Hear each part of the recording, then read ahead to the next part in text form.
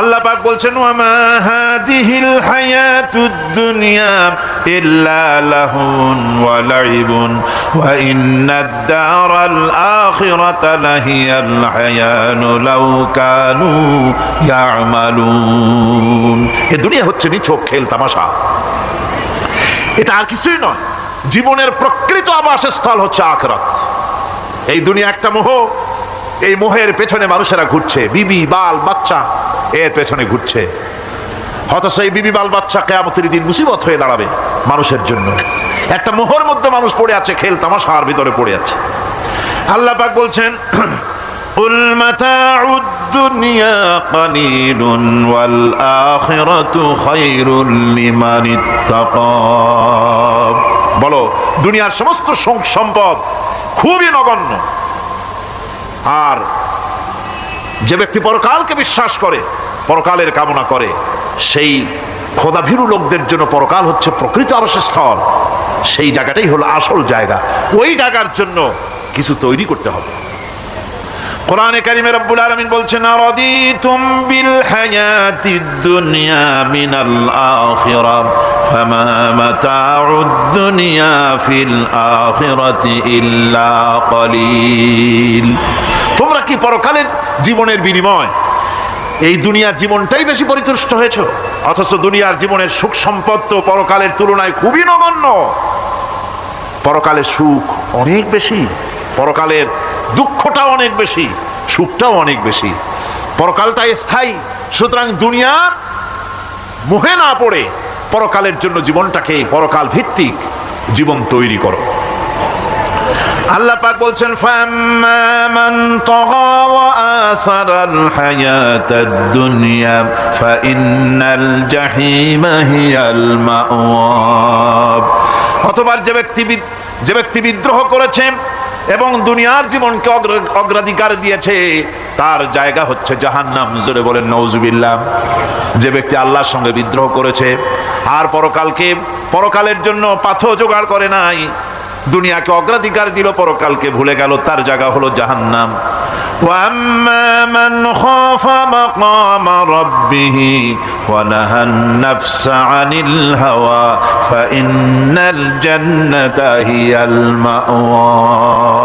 আর যে ব্যক্তি আপন প্রভুর সামনে উপস্থিত হওয়াকে ভয় করেছে এবং আপন প্রবৃত্তিকে লালসা মুক্ত করেছে, লালসার হাত থেকে রক্ষা করেছে, আল্লাহ রাব্বুল আলামিন কিয়ামতের দিন তার জন্য রেখে দিয়েছেন জান্নাত।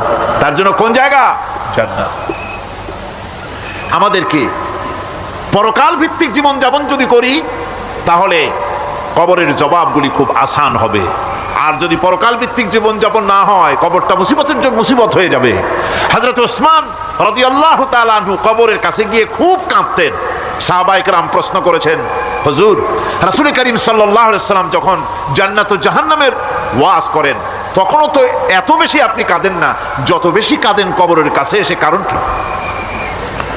হযরত ওসমান রাদিয়াল্লাহু তাআলা আনহু বলতেন, আমার সাথীরা, আমি আমার হাবিবের কাছে, আল্লাহ রাব্বুল আলামিনের রাসূলের কাছে আমি শুনেছি এই কবরটাই হলো প্রথম স্টেশন, এই কবরটাই হলো প্রথম ইমিগ্রেশন কাউন্টার। এই জায়গায় কেউ যদি ধরা পড়ে যায়, কারো যদি চার্জশিট হয়ে যায়, সব জায়গায় ধরা পড়ে যাবে। হাসরে মিজানে সিরাতে কোনো জায়গায় নাজাত পাবে না। আর এই কবরটা যদি কেউ মুক্তি পেয়ে যায়, মিজান সিরাত হাসর সব জায়গা থেকে আল্লাহ তারে ভালোভাবে পার করে দিবেন। এটা হলো আসল জায়গা, মারাত্মক জায়গা, খুব মারাত্মক জায়গা। আমি এটাকে ইমিগ্রেশন কাউন্টার বলেছি আমার ভাষায়। ইমিগ্রেশন কাউন্টার যারা বিদেশ ভ্রমণ করেছেন তারা জানেন। লন্ডন যাবেন, আমেরিকা যাবেন, সৌদি আরব যাবেন, যে কোনো বিদেশে যাবেন, গেলেই পাসপোর্ট তারা দেখবে। পাসপোর্টে আপনার ন্যাশনালিটি কোনটা সেটাই তারা জানতে চাইবে। আপনি কোন দল করেন এটা তারা জানতে চাইবে না। আপনি কোন ভাষায় কথা বলেন তাও তাদের জানার দরকার নেই। প্রথমেই তারা আপনার ন্যাশনালিটি দেখবে, আপনার আইডেন্টিটি কি তারা জানতে চাইবে। তারপরে যদি স্যাটিসফ্যাক্টরি হয় আপনাকে ভিসা দিয়ে ভেতরে ঢুকবার ব্যবস্থা করে দেবে। আর যদি তারা স্যাটিসফাইড না হয় তাহলে আপনাকে মেহমানখানায় ঢুকানো হবে গ্রেফতার করে। কবর হচ্ছে এ ধরনের একটি ইমিগ্রেশন কাউন্টার। কবরের ভিতরে মানুষ যখনই রাখা হবে সঙ্গে সঙ্গে দুজন ফেরেশতা আসবে। কবরের কাছে যারা এসেছিল দাফন হয়ে যাওয়ার পর এই লোকগুলি 40 কদম যেতে যতক্ষণ লাগে এর মধ্যেই দুজন ফেরেশতা এসে যাবে, এসে জিজ্ঞেস করবে মান রব্বুকা, তুমি কোন দল করতে? ওটা তাদের জানার দরকার নেই। চাকরি কিসে করতেন ওটা জানার দরকার নেই। ব্যবসা করতেন না চাকরি করতেন প্রয়োজন নেই। প্রথমেই জিজ্ঞাসা করা হবে ন্যাশনালিটি, প্রথমেই জিজ্ঞাসা করা হবে তার ন্যাশনালিটি সম্পর্কে, তার আইডেন্টিটিটা কি, এবং সেটাকে সত্যায়িত করার জন্য বোঝার জন্য 3টি প্রশ্ন। প্রথম প্রশ্ন মান রব্বুকা ওয়ামা দীনুকা ওয়ামান নাবিয়ুকা, তোমার রব কে, তোমার দ্বীন কি, তোমার নবী কে। যদি এই ব্যক্তি বেঈমান হয়, মুনাফিক হয়, সে বলবে হায় হাতা লা আদরি, হায় হাতা লা আদরি, জানি না আমার রবকে, আমি জানি না। তোমার দিন কি, দিন কারে কয় বুঝি না।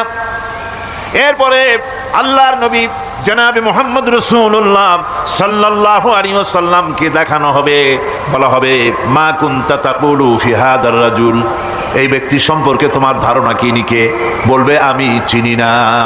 নাউযুবিল্লাহ। বাস, এরপরে তার যা হবার তাই শুরু হয়ে যাবে। আর যদি বান্দাটা মুমিন হয়, প্রশ্ন করা হবে মান রব্বুকা, জবাব দেবে রব্বি আল্লাহ, আমার রব আল্লাহ রাব্বুল আলামিন। ওয়ামা দীনুকা, দীনুনা ইসলাম, আমার দিন হচ্ছে ইসলাম। এরপরে আল্লাহ নবীকে দেখানো হবে। কয়েক রকমের বর্ণনা আছে, কোন বর্ণনায় আছে হুজুরের আকারে দেখানো হবে, অথবা রাসূলকে সরাসরি দেখানো হবে। বলা হবে মা কুনতা তাকুলু ফি হাদার রাজুল, এই লোকটি সম্পর্কে ধারণা কি। মুমিন ব্যক্তি বলবে হাদা নবিয়ুনা মুহাম্মাদুর রাসূলুল্লাহ সাল্লাল্লাহু আলাইহি ওয়াসাল্লাম, ইনি আমার তো সেই নবী মুহাম্মাদুর রাসূলুল্লাহ সাল্লাল্লাহু আলাইহি ওয়াসাল্লাম। আমরা যেন এই রকমের জবাব দিতে পারি, আল্লাহ কবুল করো। সকলে জোরে কোন আমিন। জবাব হয়ে যাওয়ার পর গায়ব থেকে আওয়াজ আসবে ফাফরিশু বিল জান্নাতি ওয়ালবিসু বিল জান্নাহ, ও আমার ফেরেশতারা আমার এই বান্দাকে জান্নাতের পোশাক পরাইয়া দাও আর কবরটাকে জান্নাতের বিছানা বিছাইয়া দাও। জান্নাতের পোশাক পরাইয়া দাও, জান্নাতের বিছানা বিছাইয়া দাও। ইলা মাদ্দা বাসারিহি, তার চোখের দৃষ্টি যতদূর যায় কবরটা ততটা প্রশস্ত করে দাও। এরপর বেহেশতের পোশাক পরাইয়া, বেহেশতের বিছানা বিছায়া ফেরেশতা বলবে নুম কানাউমুল উরুস, ঘুমিয়ে যাও। দুলামিয়া যেমন বাসর সজ্জায় নতুন বউ নিয়ে আরামে ঘুমায়, এরকম আরামে ঘুমায় যাও। ইলা ইয়াউমিল কিয়ামা, কিয়ামত পর্যন্ত ঘুমায় থাকো, আরামে ঘুমিয়ে থাকবে। এরপরে সিংহায় ফুৎকার হবে, সিংহার ফুৎকারের আওয়াজে তার ঘুম ভেঙে যাবে। বলবে ইয়া ওয়াইলানা মান বা'সানা মিন মারকাদিনা, হায় আফসোস, আমার এত আরামের ঘুম থেকে কে আমাকে জাগ্রত করলো, আমার ঘুমটারে নষ্ট করলো কে। আওয়াজ আসবে হাদা মা ওয়াদার রহমান ওয়া সাদাকাল মুরসালুন, এটা হচ্ছে রহমানের সেই ওয়াদা, আর মুরসালিনরা নবীরা সত্য কথাই বলেছিলেন, সেই কিয়ামত অনুষ্ঠিত হচ্ছে। আমার বন্ধুগণ, সেজন্য এই দুনিয়ার মোহে পড়ে থাকলে পরে দুনিয়ায় যারা অগ্রাধিকার দিবে দুনিয়াকে পরকালের তুলনায়, জবাব দিতে পারবে না কবরের ভিতরে গিয়া। আর যারা পরকালকে অগ্রাধিকার দিবে, দুনিয়ার চাইতে পরকালকে বেশি অগ্রাধিকার দেবে, আর আল্লাহর ভয় কলিজার ভিতরে রাখবে, কবরের জবাব সঠিকভাবে দিতে পারবে, কিয়ামতের দিন আল্লাহ রাব্বুল আলামিন তাদের জন্য জান্নাত দান করবেন। জোরে বলেন আমিন। দুনিয়াটা হচ্ছে দুনিয়া যেখানে আমরা আসি। আমি আগেই বলেছি দুনিয়া হচ্ছে আদনা শব্দ থেকে এর উৎপত্তি হয়েছে, তুচ্ছ নিকৃষ্ট, এটার দাম নাই, এটার মূল্য নাই। হযরত ইবনে কাইয়িম রাহিমাহুল্লাহ নওয়ারাল্লাহু মারকাদাহু ওয়া জাআলাল জান্নাতা মাথওয়াহু, হযরত ইবনে কাইয়িম তিনি বলছেন, সুন্দর করে বলছেন দুনিয়া সম্পর্কে, মা মাদা ফিদ দুনিয়া আহলামুন ওয়া মা বাকিয়া মিনহা আমানি ওয়াল ওয়াক্তু বাইনাহুমা দায়ুন। মা মাদা ফিদ দুনিয়া আহলামুন, জীবনের যে অংশ ফেলে এসেছি সেটা আজ একটা স্বপ্ন। ওয়া মা বাকিয়া মিনহা আমানি, আর জীবনের যে অংশ সামনে বাকি আছে সেটা এখন একটা আকাঙ্ক্ষা। ওয়াল ওয়াক্তু বাইনাহুমা দায়ুন, আর এর মাঝখান থেকে সময় সব চলে যাচ্ছে। কত বড় কথা চিন্তা করেছেন? জীবনের যে অংশ ফেলে এসেছি তা আজকে স্বপ্ন, তা আজ কি বলেন? স্বপ্ন। আর সামনে যা আছে সেটা আকাঙ্ক্ষা, আর মাঝখান থেকে সময় সব চলে যাচ্ছে। এরপরে তিনি বলছেন ওয়ামাইয়া সাহাবিদ দুনিয়া ইয়াকুন মিসলা কাবিদিন আলাল মাই খানাতুহু ফুরুজুল আসাবিঈ। দুনিয়াদারের অবস্থা হচ্ছে এই, কেউ যদি দুই হাতে পানি খামসায় ধরে, দুই হাতে কি ধরছে বলেন? দুই হাতে পানি খামসায় ধরেছে, খুব মজবুত করে ধরেছে, 2 মুঠ পানি, বলেন থাকবে কতটুকু? কতটুকু থাকবে? এক ফোঁটাও থাকবে না, কারণ তার আঙ্গুলের ফাঁক তার সাথে খেয়ানত করবে, আঙ্গুলের ফাঁক দিয়া পানিগুলি সব বেরিয়ে চলে যাবে। সুতরাং দুনিয়া যারা চায় তারা ঠিক পানি খামসায় ধরলে পানি যেমন হাতের ভেতর থেকে খেয়ানত করে চলে যায়, যারা দুনিয়া চায় দুনিয়াও তাদেরকে এভাবে ফাঁকি দিয়ে চলে যায়। তবুও দুনিয়ার মায়া মানুষের এত বেশি। আল্লাহর নবী বলেন লাউ কানা লি ইবনি আদামা ওয়াদিন মিন যাহাবিন লাহাব্বা ইয়াকুনা লাহু থানিন। এই পৃথিবীতে যদি কাউকে একটা মাঠ ভরে যদি সোনা দেওয়া যায়, লোকটা বলবে রব্বুল আলামিন আমি যদি আরেকটা মাঠ এরকম সোনা ভরা পেতাম। দ্বিতীয় আরেকটা মাঠ দেওয়া হলে আবার বলবে যদি তৃতীয় আরেকটা মাঠ সোনা ভরে যদি পেতাম। নবীজি বলেন ওয়ালা ইয়ামলাউ জাওফু ইবনু আদামা ইল্লা তুরাব। মানুষের পেট 3.5 হাত মাটি ছাড়া, কবরের মাটি ছাড়া মানুষের পেট ভরবে না। আরো চাই, আরো চাই, চাওয়ার কোনো শেষ নাই। মানুষ এভাবে করে দুনিয়ার মহব্বতে এমনি পাগল হয়ে যায়, শুধু দুনিয়ার মহব্বত, পরকালকে বেমালুম ভুলে যায়। আমি কিন্তু কথা বুঝাতে চাই নাই যে পরকালের মহব্বতে, পরকালের ভয়তে বা পরকালের জন্য দুনিয়া আপনি বাজার ঘাট বেচা কিনা ব্যবসা বাণিজ্য সবকিছু ভুলে যান না, তা নয়। ভুল বোঝার কোনো কারণ নাই।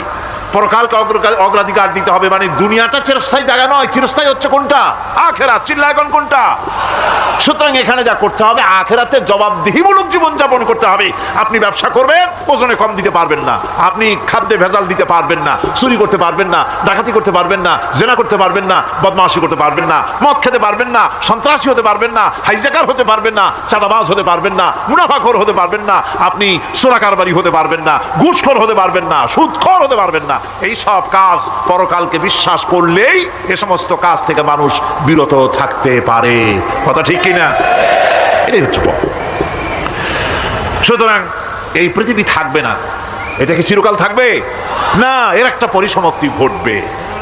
যেমন করে সারা বছর লেখাপড়া করার পর কলেজে, বিশ্ববিদ্যালয়, মাদ্রাসায়, হাই স্কুলে সব জায়গায় সারা বছর লেখাপড়া করার পর যেমন পরীক্ষা দেওয়ার একটা দিন আসে, সারা বছর ব্যবসা করার পর হিসাব নিকাশ করার যেমন একটা সময় আসে, সারা মাস চাকরি করার পর বেতন পাওয়ার যেমন একটা দিন আসে, সারা জীবন চাকরি করার পর পেনশন পাওয়ার যেমন একটা সময় আসে, অনুরূপভাবে এই দুনিয়া যেদিন শেষ হয়ে যাবে, আল্লাহ নির্ধারিত সময় শেষ হয়ে যাওয়ার পর একটা সময় আসবে যখন আল্লাহ রব্বুল আলামিন সব শেষ করে দিবেন, লন্ডভন্ড হয়ে যাবে, কিছুই থাকবে না। কোরআনে কারিমে আল্লাহ সব বলেছেন, কোরআনে সব আল্লাহ বলে দিয়েছেন। আল্লাহ পাক বলেন এই পৃথিবীর সব কেমন ভাবে ধ্বংস হবে তার চিত্র আল্লাহ পাক কোরআনে কারিমে তুলে ধরেছেন। ইযাস সামাউ ফাতারাত ওয়া ইযাল কাওয়াকিবু তাসারাত ওয়া ইযাল বিহারু ফুজ্জিরাত ওয়া ইযাল কুবুরু বু'সিরাত। যখন আকাশসমূহ দীর্ণ বিদীর্ণ হয়ে যাবে, তারকাগুলি বিক্ষিপ্ত হয়ে ছিটকে পড়বে, আর সমুদ্রগুলি উচ্ছ্বসিত হয়ে পড়বে, কবরগুলি সব তার ভেতরে যা আছে উদ্গীরণ করে দেবে, তারকাগুলি স্থিমিত হয়ে যাবে। এরপরে সমস্ত আকাশগুলি কাতাইয়িস সিজিল্লিল কুতুব, কিতাবের পৃষ্ঠার মতো একটার পরে একটা ঠাস ঠাস করে পড়তে থাকবে, চূর্ণ বিচূর্ণ হয়ে ভেঙে চুরে একাকার হয়ে যাবে। পাহাড়গুলিকে উড়িয়ে দেওয়া হবে, চন্দ্র এবং সূর্য একাকার হয়ে যাবে। আল্লাহ রাব্বুল আলামিন বলেন ফাইযা বারিকাল বাসার ওয়া খাসাফাল কমার ওয়া জুমিআশ শামসু ওয়াল কমার।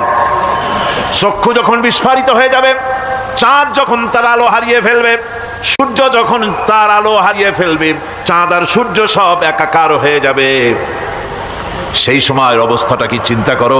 মানুষ হয়রান হয়ে দৌড়াদৌড়ি করবে। وحملت الأرض والجبال فدكتا دكة واحدة। জমিন এবং পাহাড়গুলির মধ্যে আল্লাহ রাব্বুল আলামিন সংঘর্ষ বাঁধিয়ে দিবেন। পাহাড়গুলি ভেঙে চুরে টুকরা টুকরা হয়ে যাবে। পাহাড়গুলি উঁচু করে জমিনের উপরে আছাড় মেরে আল্লাহ রাব্বুল আলামিন ভেঙে চুরে চুরমার করে দিবেন। সুবহানাল্লাহ। ওয়াতাকুনুল জিবালু কালইহনিল মানফুস।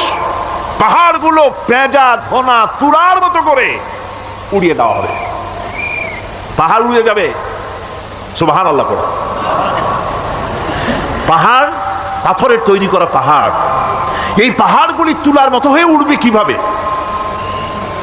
আমি এই দৃশ্য নিজের চোখে কিছুটা হলেও দেখছি। আজ থেকে 10 দিন আগে আমি ইতালি সফর করে এসেছি।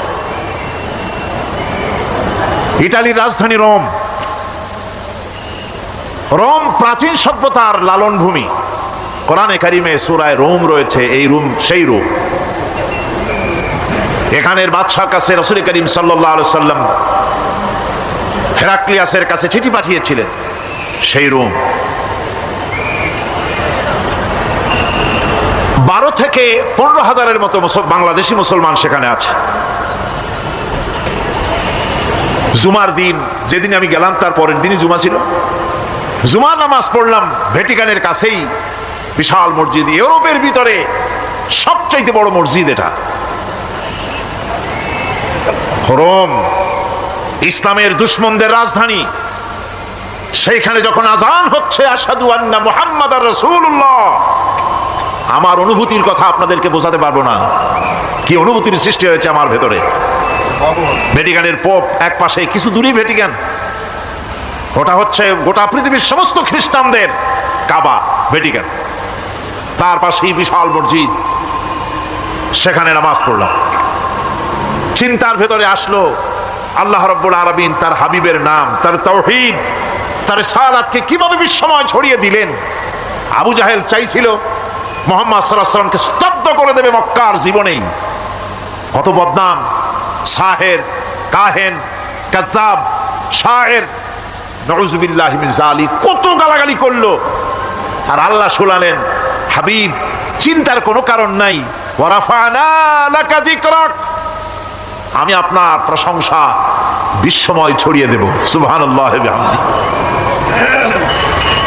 রোম প্রোগ্রাম শেষ করে আমাকে তারা নিয়ে গেল। যেটা আমি বলছি, সফর কাহিনী শোনাবার সময়টা না, যেহেতু এর সঙ্গে প্রাসঙ্গিক সেই জন্য বলছি। পাহাড় কেমনে তুলার মতো হয়ে উড়বে তার নজির দেখেছি। রোম শহর থেকে 300 মাইল দূরে, 300 কিলোমিটার দূরে নেপোলিয়ান বোনাপার্ট তার বাড়ি, এবং ওটা তার নামই একটা প্রভিন্স। ভূমধ্য সাগরের পারে ভিসুভিয়াস, পৃথিবীর সবচাইতে বড় আগ্নেয়গিরি। সেটা দেখাতে নিয়ে যাওয়া হলো আমাকে।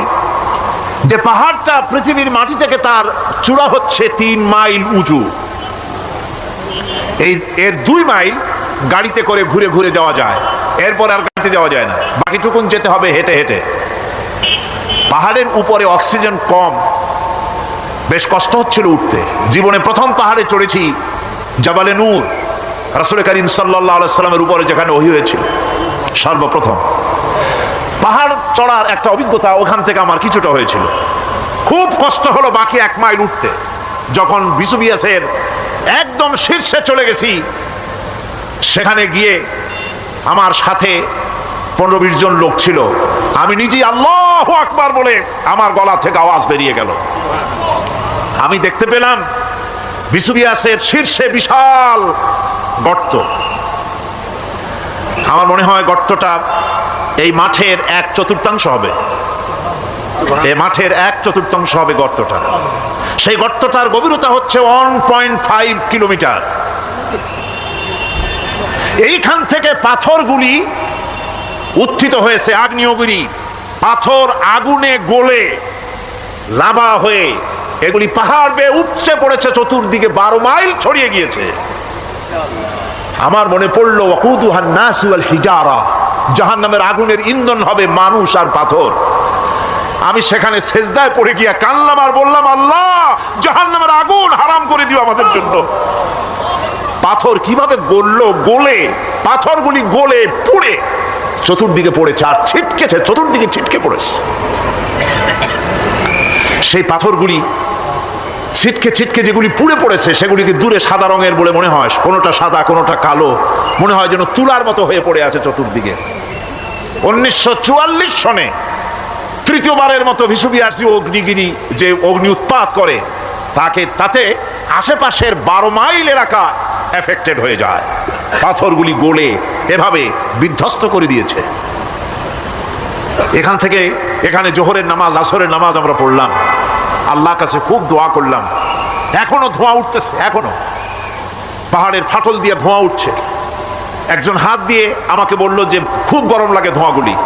ওখানকার লোকেরা বলল যে ভেতরে এখনো আগুন আছে, তবে সুপ্ত, যে কোনো মুহূর্তে আবার তা জাগ্রত হতে পারে।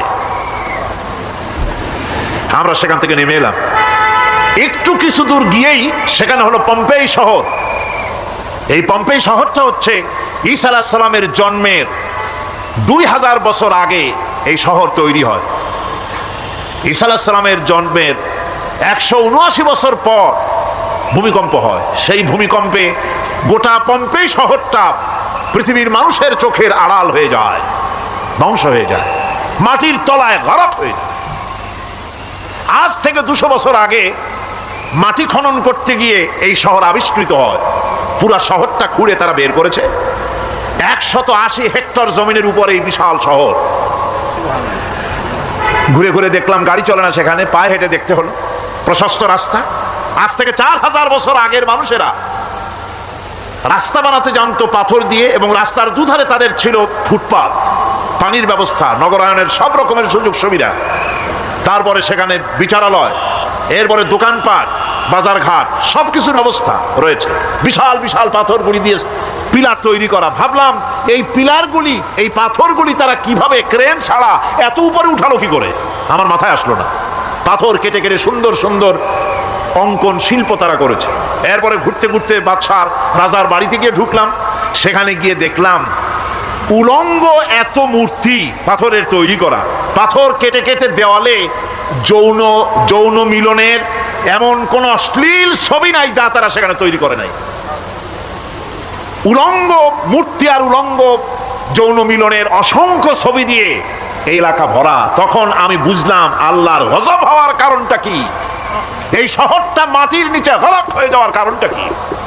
আল্লাহ পাক জেনা ব্যভিচার যে দেশে বেশি হয় আল্লাহ পাক বরদাস্ত করেন না।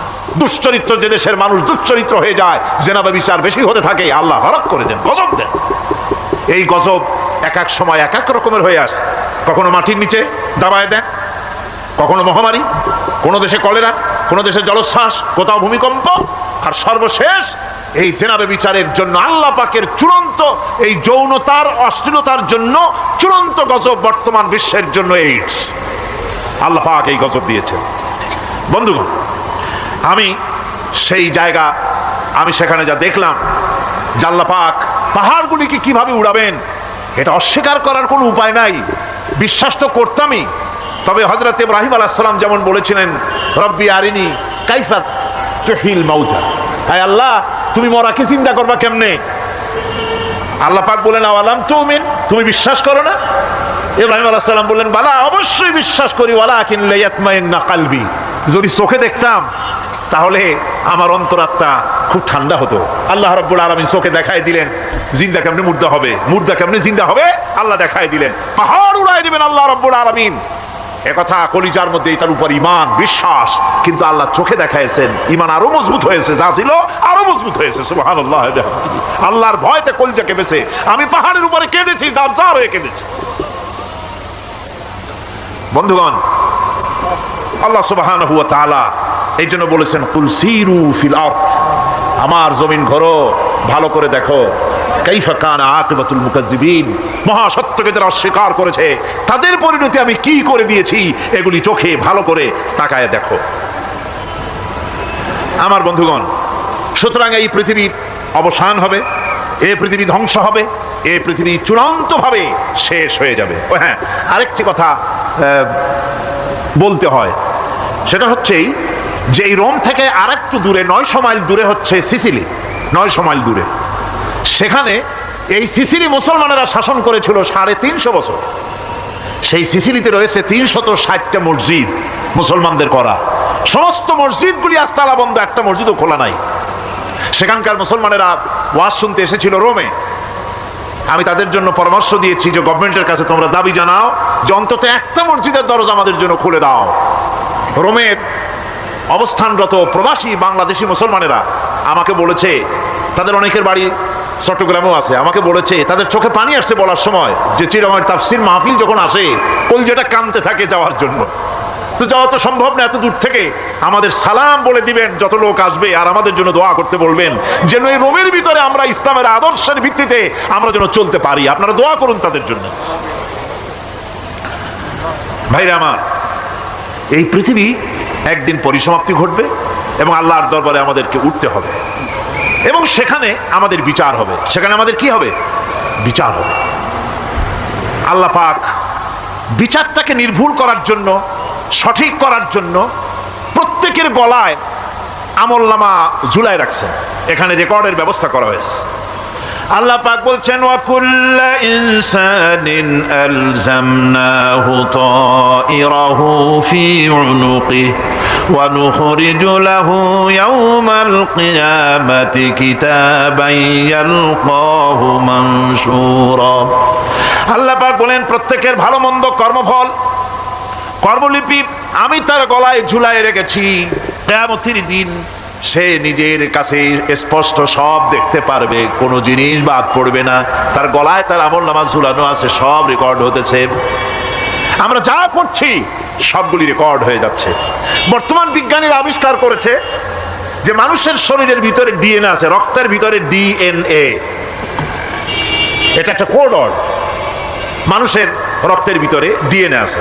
যেমন তার ব্রেনের ভিতরে কতগুলি কোষ আছে, এক একটা কোষ এক এক ধরনের কাজ করে, অনুরূপভাবে তার শরীরের ভিতরে রক্তের ভিতরে ডিএনএ আছে। এই ডিএনএটা কি? এই ডিএনএটা হচ্ছে, এই ডিএনএ একটা কম্পিউটারের মতো কাজ করতেছে। লোকটা কি করবে, কোথায় যাবে, সে ভালো হবে মন্দ হবে কি হবে, সব তার ডিএনএর মধ্যে রেকর্ডকৃত আছে।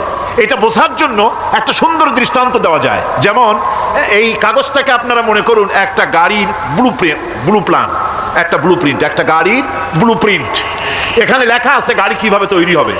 এই কাগজটা নিয়ে ঘরের মধ্যে রেখে দিলেন। এখন এই কাগজটা থেকেই অটোমেটিক গাড়ির উইন্ডো তৈরি হলো, শিল তৈরি হলো, গাড়ির বডি তৈরি হলো, চেসিস তৈরি হলো, টায়ার তৈরি হলো, ইঞ্জিন তৈরি হলো, ব্যাটারি তৈরি হলো, পেট্রোল নিল, আর কোনো রকমের ড্রাইভার ছাড়াই গাড়ি চলতে আরম্ভ করলো। এই কথাটা যদি মনের মাথার মধ্যে আনতে পারেন যে এটা কিভাবে হইতে পারে, এতে লেখা অনুযায়ী যেভাবে হওয়া যদি সম্ভব হয়, অনুরূপভাবে মানুষের রক্তের ভিতরে ডিএনএ এর আবিষ্কার করেছে। এর ভিতরে মানুষের ভালো মন্দ, কোথায় যাবে কি করবে, সব কিছুর মধ্যে রয়েছে। কোরআনে কারিমে আল্লাহ রাব্বুল আলামিন, আমি গত বছরও বলছিলাম যে বিজ্ঞানের আবিষ্কার যত বাড়বে কোরআন বোঝা মানুষের জন্য তত সহজ হবে। কোন সুবহানাল্লাহ। কোরআন বোঝা মানুষের জন্য তত সহজ হবে। সুতরাং মানুষের গলার সাথে আল্লাহ পাক বলছেন যে একটা আমলনামা আমি ঝুলাই দিয়েছি তার গলার সাথে, সে যা করতেছে ওখানে সব লিপিবদ্ধ হচ্ছে, কম্পিউটারাইজড, কম্পিউটারের মতো এগুলি সব গ্রহণ করতেছে। এগুলি কিয়ামতের দিন তার সামনে হাজির করা হবে। কিয়ামতে যখন আমলনামা তার সামনে দিয়ে বলা হবে, ইকরা কিতাবাকা কাফা বিনাফসিকাল ইয়াওমা আলাইকা হাসিবা। তাকে বলা হবে নিজের কর্মলিপি নিজেই পড়ো, আজ তুমি তোমার নিজের হিসাব নিতে যথেষ্ট।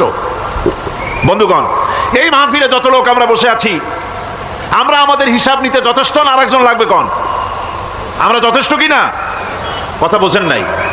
আমি বলতে চাইছি এটা, আমরা যদি এখন চোখ বুঝে চিন্তা করি যে পিছনের জীবনে কি করেছি, মনে পড়বে নাকি পড়বে না? বলেন সবাই, পড়বে কি পড়বে না?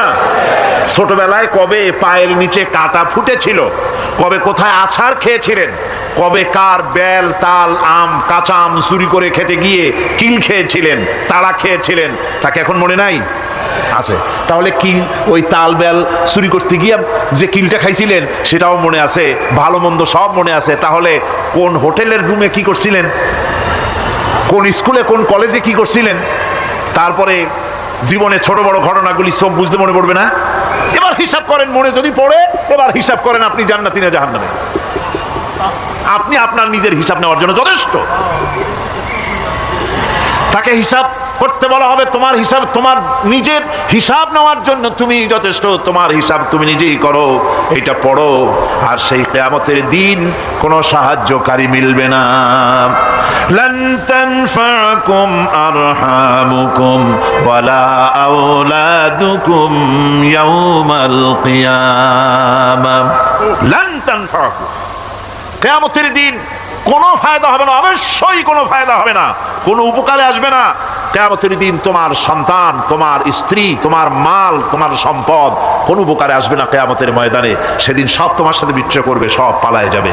সেখানে উৎকোষেরও কোনো কারবার নাই যে ঘুষ টুস দিয়া, ফেরেশতাদের কোনো রকম বুঝবাজ দিয়া, আলাদা কোনো চোরাগলি পথ দিয়া একেবারে ফুট করে ভেসতে চলে যাবেন, এমন কোনো সুযোগ নাই। অনেকে বলে হুজুর এমন কিছু দোয়া শিখায় দেন যাতে ওই সব জেহাদ বোমা এগুলি খুব ভয় পাই, ও সব রাস্তা টাস্তা না, খুব সহজে কিছু দোয়া দুরুদ করিয়া আস্তে করে জান্নাতে চলে যাওয়া যায়, এরকম একটা দোয়া, এরকম একটা পথ বলে দেন। আমি বলি ভাই, এরকমের কোন চোরাগলি আমার রাসূল আবিষ্কার করতে পারেন নাই, আল্লাহর পয়গম্বরের ওই ধরনের পথ, কোন পথ আবিষ্কার করতে পারেন নাই। সেখানে কিয়ামতের দিন কাউকে উৎকোষ গ্রহণ করার কেউ নাই, উৎকোষ দেওয়া যাবে না। আর উৎকোষ দিবি না কি, আপনার কাছে কিছু নাইও, থাকলেও নেওয়ার কেউ নাই। এই দুনিয়ায় ফাঁকিবাজি করে বহুত কিছু করা যায়, কিন্তু কিয়ামতের মাঠে এগুলি কিছুই চলবে না। اليوم لا ينفع مال ولا بنون। কিয়ামতের দিন ধন সন্তান সন্ততি আর সম্পদ কোনো কাজে লাগবে না। সেদিন শুধু আমল, আমল যদি ভালো হয় কাজে লাগবে, আমল খারাপ হবে সব শেষ হয়ে যাবে। আল্লাহ রাব্বুল আলামিন নবীজিকে ডেকে বলেছেন, নবী আপনি বলেন, কুল মা কুনতু বিদআম মিনার রাসূল, আপনি বলুন আমি কোন নতুন রাসূল নই, আমার আগে অনেক নবী রাসূল পৃথিবীতে এসেছেন, তারা বিদায় হয়ে গেছেন। আমি জানি না কিয়ামতের দিন আল্লাহ রাব্বুল আলামিন আমার সাথে কি ব্যবহার করবেন, আর আমি এও জানি না যে কিয়ামতের দিন আল্লাহ পাক তোমাদের সাথে কি ব্যবহার করবেন। এই আয়াত নাজিল হওয়ার পর আল্লাহর হাবিব তার মেয়েকে ডাকলেন, জামাইকে ডাকলেন, নাতিদেরকে ডাকলেন, আহলে বাইতদেরকে ডাকলেন, আর বললেন, ও আমার মেয়ে কলিজার টুকরা ফাতেমা গো শোনো, কেবলমাত্র আয়াত নাজিল হয়ে গেল, আল্লাহ পাক আমাকে শোনায়ছেন কিয়ামতের দিন আমি জানি না আমার সঙ্গে কি ব্যবহার করা হবে, আর এও জানি না যে তোমাদের সাথে কি ব্যবহার করা হবে। ও আমার কলিজার টুকরা মেয়ে ফাতেমা, কিয়ামতের দিন মুহাম্মদ সাল্লাল্লাহু আলাইহি সাল্লামের মেয়ে এই হিসাবে তোমার নাজাতের ফয়সালা হবে না। ও আমার কলিজার টুকরা নাতি হাসান আর হোসেন, কিয়ামতের দিন মুহাম্মদ সাল্লাল্লাহু আলাইহি সাল্লামের নাতি হিসাবে ফয়সালা হবে না। ও আমার জামাই হযরতে আলী, কিয়ামতের দিন আমার জামাই হিসাবে নাজাতের ফয়সালা হবে না। আমল যদি ভালো হয় ফয়সালা ভালো হবে, জান্নাতে চলে যাবে। আমল যদি খারাপ হয় কার নাতি কার জামাই দেখা হবে না। সুবহানাল্লাহ, কঠিন কিয়ামতের মাঠ। এই পরকালের বিশ্বাস যদি কলিজার মধ্যে ঢোকে মানুষ ভালো হয়ে যাবে। কোন সুবহানাল্লাহ। আপনাদের দৃষ্টিতে পারবে, কথার জবাব যে দিলেন না। পুলিশে কি মানুষের চরিত্র ভালো বানাইতে পারবে? পুলিশের চরিত্র ভালো বানাবে কেটা, সেটাই তো কথা। মানুষের চরিত্র যাতে ভালো থাকে, মানুষের জন্য খারাপ কাম না করে সেজন্য পুলিশ, পুলিশ যাতে খারাপ কাম না করে সেজন্য আরো একটা ডিপার্টমেন্ট আছে না, তারা যাতে খারাপ কাজ না করে সেজন্য আর একটা আছে। এন্টি করাপশনের আবার এন্টি করাপশন আছে, তার উপর আবার এন্টি করাপশন আছে। এন্টিটার অভাব নাই। সুতরাং পুলিশ দিয়া, বিডিআর দিয়া, আর্মি দিয়া মানুষের, দেশের, জাতির চরিত্র ভালো বানানো যায় না। রাসূলুল্লাহ এ দিয়ে বানান না, এটা ইসলামের নিয়ম নয়। পুলিশ দিয়া, আর্মি দিয়া দেশের মানুষের চরিত্র ভালো বানানো যায় না। চরিত্র ভালো বানানো যায় কেবলমাত্র পরকালের ভয় দিয়া। কি কিসের ভয় দিয়া? ওই যে মক্কার জীবনে ওই সমস্ত মানুষগুলি যারা চুরি করত, ডাকাতি করত, জেনা করত, বদমাশি করত, যারা শয়তানি করত, যারা মানুষকে খুন করত, এই মানুষগুলি এত ভালো হয়ে গেল, যারা চুরি ছেড়ে দিল, ডাকাতি ছেড়ে দিল, জেনা ব্যভিচার ছেড়ে দিল, এত ভালো হয়ে গেল, পৃথিবীর মধ্যে সেরা মানুষ তারা হয়ে গেলেন। জোরে বলেন সুবহানাল্লাহ। নবীর সাহাবীরা পৃথিবীর শ্রেষ্ঠ সন্তান, নবীর সাহাবীরা পৃথিবীর সেরা মানুষ, তাদের চাইতে সেরা মানুষ নবীদের পরে আর কেউ হতে পারে না। জোরে কোন সুবহানাল্লাহ। নবীর পরে পৃথিবীতে শ্রেষ্ঠ মানুষ কারা? সাহাবায়ে কেরাম রিদওয়ানুল্লাহি তাআলা আলাইহিম আজমাইন। ওনারা তো কুফরের মধ্যে ছিলেন, শিরকের মধ্যে ছিলেন, চুরি ডাকাতি জেনা ব্যভিচার এমন কোনো পাপ নাই যা করা হয়নি। তারপরে যখন আল্লাহর নবীর কাছ থেকে তাওহীদ, রিসালাত ও আখিরাতের দাওয়াত পেলেন, কি সোনার মানুষ এক একজন হয়ে গেলেন। সুবহানাল্লাহ। যারা ছিলেন নারীর সতীত্বের জম, তারা হয়ে গেলেন নারীর সতীত্বের পাহারাদার। যারা মানুষের মাল চুরি করত, ডাকাতি করত, তারা রাতভর মানুষের মালের পাহারা দিল, মানুষের রক্তের পাহারা দিল। সুবহানাল্লাহ ওয়া বিহামদি। রক্ত সম্পদের পাহারা দিল। রাসূল বললেন খায়রুল কুরুনে কারনি, সর্বশ্রেষ্ঠ যুগ তো আমার যুগ। বন্ধুগণ, এরপরে একটা জীবন আসবে ওই কিয়ামতের ময়দানে। এই পরকালের বিশ্বাসটা গুরুত্বপূর্ণ ব্যাপার, আমাদের সব কিছুর হিসাব দেওয়া লাগবে। আল্লাহ পাক বলেন ইন্নাস সামআ ওয়াল বাসারা ওয়াল ফুআদা কুল্লু উলাইকা আনহু মাসউলা। নিঃসন্দেহে মানুষের শ্রবণ শক্তি, দর্শন শক্তি এবং তার অন্তঃকরণের কল্পনা সম্পর্কে আল্লাহ রাব্বুল আলামিনের কাছে জিজ্ঞাসিত হতে হবে। কান দিয়া কি করেছিলা, চোখ দিয়া কি করেছিলা, মুখ দিয়া কি করেছিলে, হাত দিয়ে কি করেছিলে, সব কিছুর জবাব আল্লাহ রাব্বুল আলামিনের কাছে দিতে হবে। সবটার জবাব দিতে হবে, কোনো কিছু বাদ যাবে না। এমনকি মনের ভিতরে যে কল্পনা আমরা করি, এই কল্পনার হিসাবও আল্লাহর দরবারে দিতে হবে। কোরআনে কারীম বলছে ওয়া ইন তুবদু মা ফি আনফুসিকুম আও তুখফুহু ইউহাসিবকুম বিহিল্লাহ।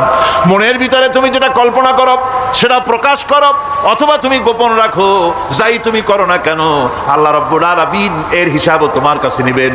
ফায়াগফিরু লিমান ইয়াশা ওয়া ইউআযিবু মান ইয়াশা ওয়াল্লাহু আলা কুল্লি শাইইন কাদির। মহান আল্লাহ পাক বলেন, করার পর তোমার মনের ভিতরে কি কল্পনা করেছিলে ওইটার হিসাব আমি নেব। হিসাব নেওয়ার পর যারে খুশি ক্ষমা করে দেব, যাকে খুশি শাস্তি প্রদান করব। সব কিছুর উপরে আল্লাহ রব্বুল আলামিন শক্তিমান, সব তিনি করতে পারেন, সমস্ত কুদরত রয়েছে তার। সুতরাং মানুষদেরকে, আল্লাহর বান্দাদেরকে বিশ্বাস করতে হবে যে আমার কোনো কথা বাদ যাবে না। কথাগুলি রেকর্ড হচ্ছে, কথা রেকর্ড হচ্ছে। আমি যে ওয়াজ করতেছি এই কথাগুলি রেকর্ড হচ্ছে নাকি হচ্ছে না? অনেক টেপ রেকর্ডার রেকর্ড হচ্ছে, অডিও ভিডিও হচ্ছে। আজ থেকে 50 বছর পর যদি এই রেকর্ড বাজানো হয়, আমাকে যদি বলা হয় যে আপনি অমুক জায়গায় অমুক কথা বলেছেন, আমি যদি বলি না আমি কথা বলি নাই, তারপরে যদি রেকর্ড বাজানো হয়, তাহলে আমি কথা যে বলি নাই যদি বলি, তাহলে এটা ধরা পড়বে না? সেখানে ধরা পড়বে না? তাহলে এই মানুষের কথা প্লাস্টিকের ফিতায় রেকর্ড করে 50 বছর, 100 বছর, 200 বছর, 500 বছর যদি প্লাস্টিকের ফিতায় এটাকে চলচ্চিত্র করে অথবা টেপ রেকর্ডারে করে যদি ধরে রাখা যায়, এই বুদ্ধিটা কে দিলেন কত দেখি? সবাই কন্যা এই বুদ্ধিটা দিলেন কে?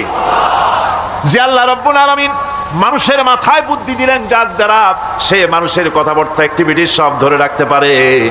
সেই আল্লাহ রাব্বুল আলামিন বুঝি আপনার আমার কথা এবং আপনার আমার অ্যাক্টিভিটিসকে তিনি বুঝি ধরে রাখতে পারবেন না কিয়ামত পর্যন্ত? পারবেন কি না? সেজন্য রাব্বুল আলামিন বলেন মা ইয়ালফিযু মিন কাওলিন ইল্লা লাদাইহি রাকীবুন আতীদ। সমস্ত কথা রেকর্ড হচ্ছে। সুবহানাল্লাহ কোন জোরে! সমস্ত কথা রেকর্ড হচ্ছে, একটা কথাও বাদ যাবে না। মুখ আছে বলি কথা বলবেন তা না, হিসাব করে কথা বলতে হবে। গীবত গাওয়া যাবে না, মিথ্যা কথা বলা যাবে না, মিথ্যা ওয়াদা করা যাবে না। মিথ্যা ওয়াদার তো মৌসুম এসে গেছে। কি কোন বোঝেন কথা? হ্যাঁ, মিথ্যা ওয়াদার মৌসুম এসে গেছে। এখন মৌসুমে বাহার, মিথ্যা বলার।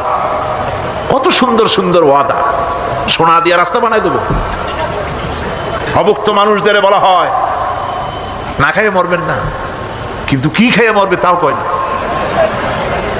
আমরা যদি যাইতে পারি তাহলে মোটকির মতো রসগোল্লা বানাই দেব, গরুর গাড়ির চাকার মতো জিলাপি বানাই দেব, খাইতে গিয়ে হা করে শীত হয়ে থাকবে। কত রঙিন রঙিন কথা, মিথ্যা ওয়াদার সময় এসেছে। ভাইরা আমার, পরকাল যদি বিশ্বাস করে সেই ব্যক্তি কিছুতেই মুখ আছে বলেই যা খুশি বলবে না, পরনিন্দা করবে না, পরচর্চা করবে না, হাত আছে বলেই যা তা লিখবে না। ঘটনা হইল একটা, লিখলো আর একটা।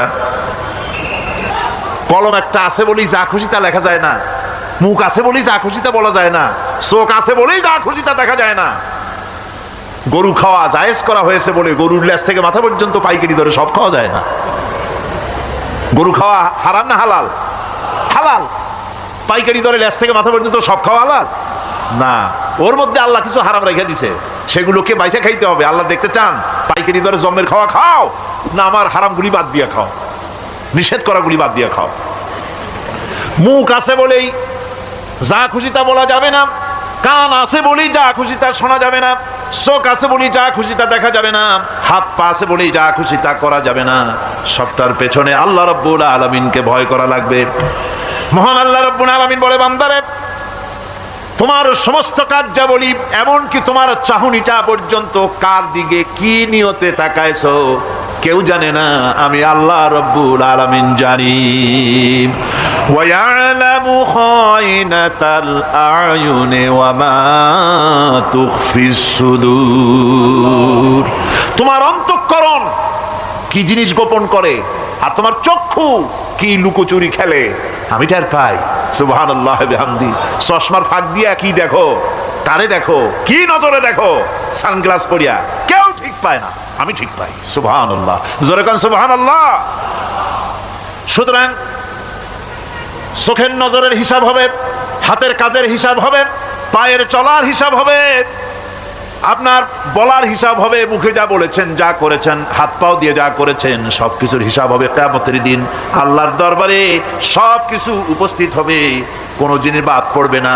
ফামান ইয়ামাল মিসকালা যাররাতিন খায়রান ইয়ারা ওয়া মান ইয়ামাল মিসকালা যাররাতিন শাররান ইয়ারা। ছোট্ট একটা ভালো কাজ যদি করো তাও হাজির করা হবে, সামান্যতম ভালো কামও তোমার বাদ পড়বে না। আর ক্ষুদ্রতম কোনো খারাপ কাজ করলে তাও উপস্থিত করা হবে, সব তোমার সামনে, কোনো জিনিস বাদ পড়বে না, সব দেখতে পাবে কিয়ামতের দিন। ভালো কাজটাও আর খারাপ কাজটাও আল্লাহর কাছে সেদিন আল্লাহ পাক মানুষের সামনে উপস্থিত করে দিবেন। আল্লাহ পাক বলছেন, সেদিন এই জমিন, তার ভিতরে যা লুক্কায়িত ছিল, জমিন সব বের করে দেবে। কান্নাহুম জারাদুম মুনতাশির। টিড্ডি, ফড়িংগুলি, পোকাগুলি মাটির থেকে যেমন বেরোয়, এ মাটির ভিতরে যা আছে কিয়ামতের দিন সব মাটি বের করে দেবে। ইযা যুলজিলাতিল আরদু জিলজালাহা ওয়া আখরাজাতিল আরদু আসকালাহা ওয়া ক্বালাল ইনসানু মা লাহা। এ জমিনকে ঝাঁকি মারা হবে, প্রবল এক ঝাঁকুনি, প্রবল এক ঝাঁকুনিতে এই পৃথিবীর মধ্যে যা কিছু আছে সব বেরিয়ে যাবে। সুবহানাল্লাহ কইতে ইচ্ছা করে না মিয়ারা? এক ঝাঁকুনিতে পৃথিবী সব বের করে দেবে। মানুষ হয়রান হয়ে বলবে, কি হয়েছে, এ মাটির হলোটা কি? আমার বন্ধুগণ, মানুষ হয়রান হয়ে গিয়ে বলবে, মাটির কি হলো? আল্লাহ রাব্বুল আলামিন বলেন, ইয়াউমাইদিন তুহাদ্দিসু আখবারাহা বিআন্না রাব্বাকা আওহালাহা। জমিনের উপরে যা ঘটেছে জমিন তা সব বের করে দেবে, সব প্রকাশ করে দেবে। আর এটা এই জন্য হবে যেহেতু তার রবের হুকুম হয়েছে, তার রব হুকুম করেছে বের করে দে। জমিনের ভিতরে আছে যা সব বেরিয়ে যাবে, আকাশ ভেঙে পড়বে, পাহাড় উড়ে যাবে, জমিনের ভিতরে যা আছে সব উপরে চলে আসবে, পৃথিবীতে সব শেষ, কিচ্ছু নাই, আকাশ নাই, পাহাড় নাই, সমুদ্র নাই, সব একাকার, চন্দ্র নাই, সূর্য নাই, তারকা নাই, গ্যালাক্সি নাই, মহাশূন্য নাই, সব শেষ। আল্লাহ রাব্বুল আলামিন সমস্ত ফেরেশতাদেরকে শেষ করে দিবেন, সকলের মওত হয়ে যাবে, কেউ আর থাকবে না, এমনকি হযরতে আজরাইল মালাকুল মওত তিনিও থাকবেন না, সব আল্লাহ রাব্বুল আলামিন মৃত্যু করে দিবেন। এরপরে আল্লাহ রাব্বুল আলামিন একা তিনি বলবেন, ইয়া দুনিয়া আইনা আনহারুকি, এ পৃথিবী তোর সেই সমুদ্রগুলি কোথায়, নদীগুলি কোথায়? ইয়া দুনিয়া আইনা আশজারুকি, হে দুনিয়া তোমার গাছগুলি কোথায়, এত বনানি এত গাছ ছিল। ইয়া দুনিয়া আইনা জিবালুকি, হে পৃথিবী তোর জমিনে যত পাহাড় ছিল পাহাড়গুলি কই? যত স্বৈরাচার ছিল জমিনের উপরে, যারা স্বৈরাচারী মনোবৃত্তি নিয়ে মানুষ ধ্বংস করেছে, দেশ ধ্বংস করেছে, মায়ের বুক খালি করেছে, ওই স্বৈরাচারগুলি কই? কোনো জবাব নাই। আল্লাহ পাক এর পরে বলবেন, লিমানিল মুলকুল ইয়াউম, কার রাজত্ব? আজকে রাজত্বটা কার? আল্লাহ তিনবার আওয়াজ দিবেন, আজকে রাজত্ব কার? আল্লাহ পাক যখন তিনবার করে ডাক দিবেন, কোনো জবাব নাই, কোনো জবাব নাই। কে জবাব দেবে? আল্লাহ রাব্বুল আলামিনের সামনে কার ক্ষমতা আছে কথা বলার? কেউ তো নাই, সব শেষ। আল্লাহ পাক বলবেন, লিল্লাহিল ওয়াহিদুল কাহ্হার, একমাত্র পরাক্রমশালী আল্লাহ রাব্বুল আলামিনের রাজত্ব আজ। সেই হাসরের মাঠে আমাদের সকলকে উপস্থিত হয়ে যেতে হবে।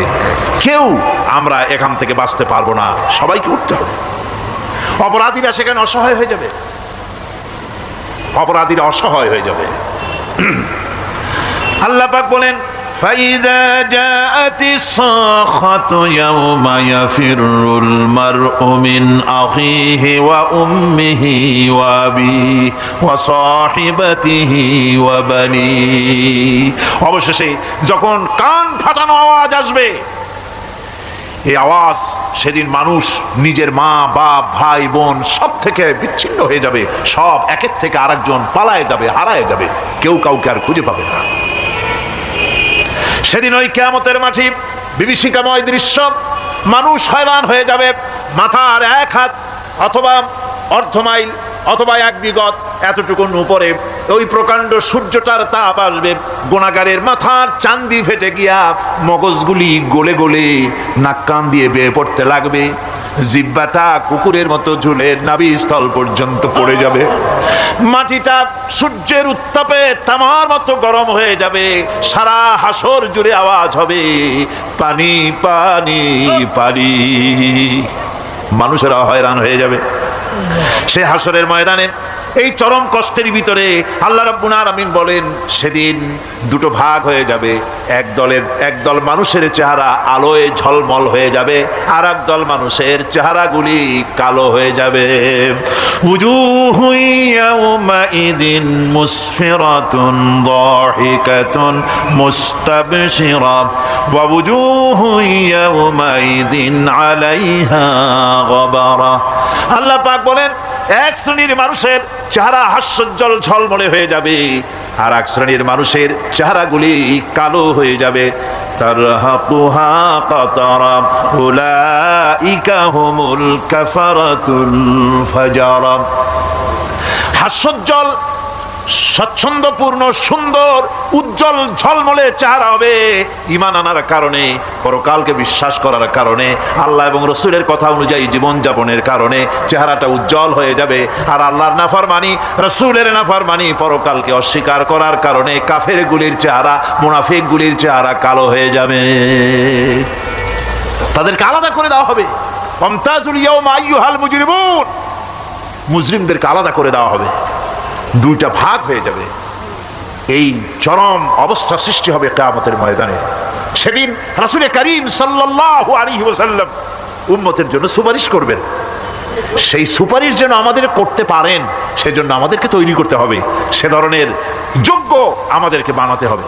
বন্ধুগণ, এই পরকালীন জীবন, এর সম্ভাবনা, এটা যে হবে এবং সেই পরকালে আমাদের সকলকে যে উঠতে হবে, কিয়ামতে আল্লাহর কাছে জীবনের সব কিছুর জবাবদিহি করতে হবে, এই ভীতি সৃষ্টি করতে চায় আল্লাহ পাক মানুষের ভেতরে। আল্লাহ পাকের চাইতে মানুষের কল্যাণকামী আর কেউ আছে? চিল্লায় কোন আল্লাহর চাইতে বিশ্ববাসীর সৃষ্টি জগতের কল্যাণকামী আল্লাহর চাইতে, রাসূলের চাইতে বেশি কেউ কি আছে?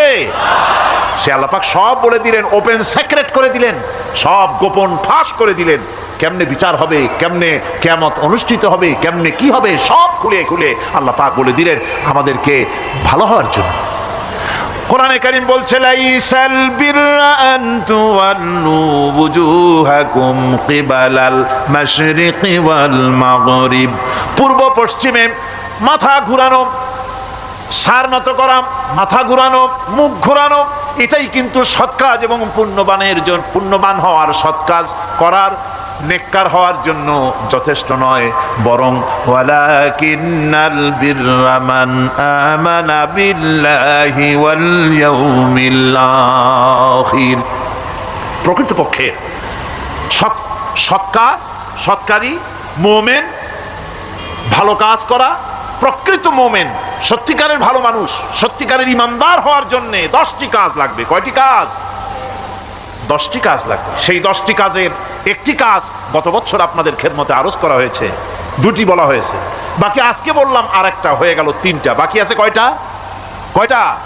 7টা। বাকি আছে আরো 7টা। পরকাল ভিত্তিক জীবনযাপন যদি করতে পারি তাহলে আমরা হব দুনিয়ার শ্রেষ্ঠ মানুষ। কোন আলহামদুলিল্লাহ। আমার দেশ, আমার জাতি, আমার school, college, university, secretariat, cantonment, রান্নাঘর থেকে শুরু করে বঙ্গভবন, দেশের সর্বত্র মানুষের ভেতরে যদি পরকালের জবাবদেহিমূলক জীবনযাত্রার অনুভূতি সৃষ্টি করে দেওয়া যায়, কিয়ামত আছে আর জবাব দিতে হবে আল্লাহর দরবারে। এই পরকালকে এভাবে বিশ্বাস করতে পারলে, ওইভাবে জীবন করতে পারলে দেশ সুখী হবে, সমৃদ্ধশালী হবে, বিপদ দূরীভূত হবে, অন্ধকারের আমানিশা দূর হয়ে গিয়ে পৃথিবীতে আবার সুন্দর সূর্য উদিত হবে। ইসলামের নতুন বার্তা নিয়ে পৃথিবীতে শান্তি আসবে, সুখ আসবে, সমৃদ্ধি আসবে, স্বাধীনতা টিকবে, সার্বভৌমত্ব টিকবে, দেশ এক সুখী, সমৃদ্ধশালী, সুন্দর দেশে পরিণত হবে। বাংলাদেশ হবে পৃথিবীর একটা আদর্শ দেশে পরিণত হয়ে যাবে, যদি এই কথাগুলি আমরা বিশ্বাস করি আর আমল করে চলতে পারি। আল্লাহ পাক যেন সে তৌফিক আমাদের দেন। সকলে বলি আমিন। সকলে কোন আমিন। মুনাজাত হবে, দাঁড়ানো ভাইরা বসে, মুনাজাত হবে, দাঁড়ানো ভাইরা সকলে বসে। আল্লাহুম্মা ربنا ظلمنا أنفسنا وإن لم تغفر لنا وترحمنا لنكونن من الخاسرين ربنا لا تزغ قلوبنا بعد إذ هديتنا وهب لنا من لدنك رحمة إنك أنت الوهاب। হে আল্লাহ তাআলা, হাজার হাজার মুসলমান নরনারী দীর্ঘক্ষণ ধরে তোমার কোরআনে কারিমের আলোচনা শুনেছি, দরুদ ও সালাম পড়েছি, জিকির আজকার করেছি। মেহেরবানি করে সওয়াবটুকুন জনাবে মুহাম্মদুর রাসূলুল্লাহ সাল্লাল্লাহু আলাইহি ওয়াসাল্লামের রূহ মুবারকে পৌঁছায় দাও। হে আল্লাহ তাআলা, তাম পৃথিবীর মাটির নিচে যত মুমিনাত শুয়ে আছেন তাদের আরো আর পরে সওয়াব পৌঁছায় দাও। রব্বুনা রবিন, আমাদের মধ্য থেকে মা বাপ যাদের দুনিয়া থেকে বিদায় হয়ে গেছে, কবরগুলিকে জান্নাতের টুকরা বানায়া দাও। রব্বির হামহুমা কামা রব্বায়ানি সগীরা। সকলে পড়েন, রব্বির হামহুমা কামা রব্বায়ানি সগীরা। আয় আল্লাহ তাআলা, আমাদের পীর মুর্শিদ, আমাদের উস্তাদ, আমাদের ভাই বোন, আত্মীয় স্বজন যার যা মারা গেছে সকলকে ক্ষমা করে দাও। গোটা পৃথিবীতে আজকে যত মুসলমান বেঁচে আছেন সমস্ত মুসলমানদের গুনাহ খাতা মাফ করে দাও।